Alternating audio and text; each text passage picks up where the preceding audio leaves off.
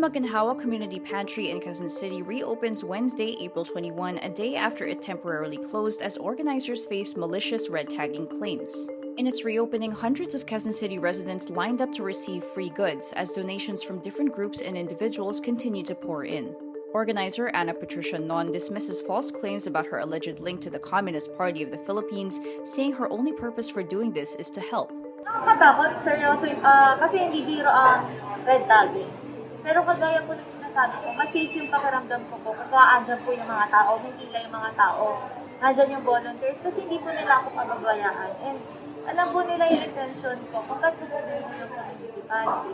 She invites critics to visit community pantries to see for themselves that the project transcends political color. Inspired by her initiative in Maginhawa, there are around 300 community pantries in different areas in the Philippines.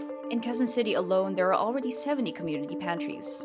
In an interview on ANC Wednesday, Quezon City Mayor Joy Belmonte lauds Non for her initiative and reassures her support for Non's efforts. Meantime, the Makabayan bloc of lawmakers at the House of Representatives is now calling for a probe into government agencies and officials accused of harassing and red-tagging organizers of community pantries.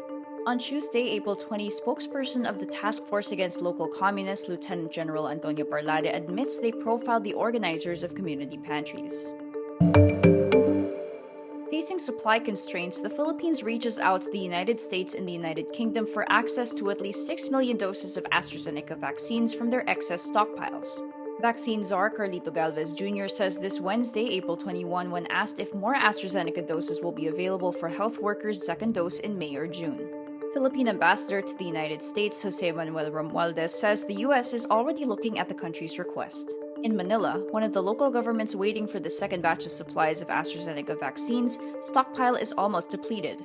Its vaccination schedule on Wednesday is limited only to bedridden individuals who will be inoculated at home. Citywide vaccinations are already temporarily suspended. Meantime, the Philippine Health Department says the public should expect a higher number of patients recovering from COVID-19 daily. In a statement, Health Undersecretary Maria Rosario Vergara says the DOH is now doing daily time-based tagging instead of the weekly tagging. Prior to this, the DOH mass recovery strategy was tallied only on Sunday. The Philippine National Police is asking the Labor Department to require national police clearances for various transactions. In a letter acquired by Rappler, PNP Chief General de Bolsina says the requirement will supposedly help DOLE gain broader information on an individual. He adds the police were able to arrest 55 individuals who had outstanding warrants of arrest after applying for the document. Labor Secretary Sylvester Bello III says they will conduct consultations before deciding whether to adopt the requirement. Joshua Mata, Secretary General of Labor Group Centro, says implementing such a requirement will violate the constitutional right to organize. Unionists have been on the receiving end of red tagging by the Philippine government. On March 29, labor leader Dandy Miguel was shot dead by unknown assailants in Cabuyao, Laguna. Minneapolis jury convicts former policeman Derek Chauvin of murder Tuesday, April 20, in the death of George Floyd. The 12-member jury finds Chauvin guilty of all 3 charges of second-degree murder, third-degree murder, and manslaughter. Chauvin, on May 25, 2020, pushed his knee into Floyd's neck for more than 9 minutes.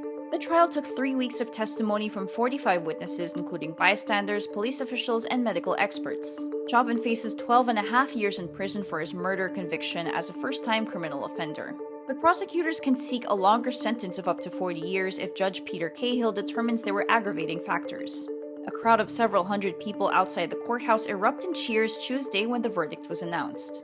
Floyd family's attorney Benjamin Crump says the case is a, quote, turning point in American history for accountability of law enforcement. The intersection of race and law enforcement has long been contentious in the United States, highlighted by a series of deadly incidents involving white police officers and black people in recent years.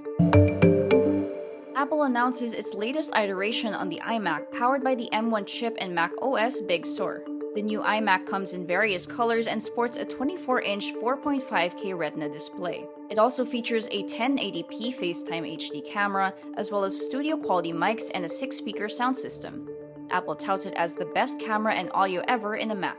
For the first time, the new iMac will also have Touch ID capabilities. Its CPU performance is up to 85% faster than the previous 21.5-inch iMac. iPhone and iPad apps can also run directly on the iMac.